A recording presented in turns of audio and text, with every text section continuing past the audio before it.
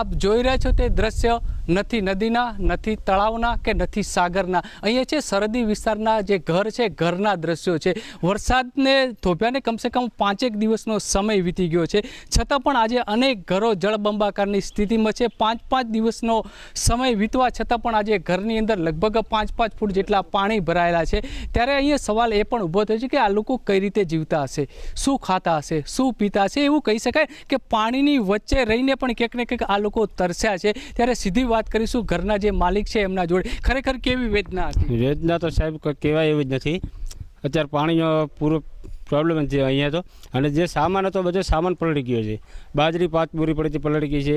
બાજુના ઘરે અમે સામાન અડધો મૂક્યો એ પલળી ગયો છે. અને અમારા જમવા પીવાનું બાજુવાળા ભાઈ પહોંચાડતા હતા. હજી તો કોઈ પાણીનો હવે ચાલુ થયો છે. હજી પાણી 24 કલાકની જે 1 ઇંચ ઘટાડો થાય છે, એટલે હવે ફરક પડતો નથી. અને જે કે કાયમી માટે આ પાણીનો નિકાલ થાય એવો અમારે સરકાર જોડે પ્રાર્થના છે કે કાયમી માટે આ પાણીનો નિકાલ કરી આપે. ચોક્કસથી તો મંતવ્ય ન્યૂઝ બનાસકાંઠાના જે પૂરગીડ વિસ્તાર છે, વિસ્તાર સુધી પહોંચ્યું છે, ગામડા સુધી પહોંચ્યું છે, એક પરિવાર સુધી પહોંચ્યું છે અને એક સભ્ય સુધી પહોંચ્યું છે. તમામની વેદના એક જ સામે આવી હતી કે જે ન્યૂઝ ચેનલ પહોંચી છે ત્યાં હજી સુધી તંત્ર નથી પહોંચ્યું.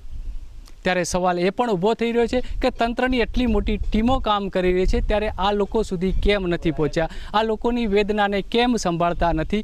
મંતવ્ય ન્યૂઝ દ્વારા હંમેશા લોકોના પ્રશ્નોને, લોકોની વેદનાને વાચા આપવાનો સતત પ્રયત્ન કર્યો છે.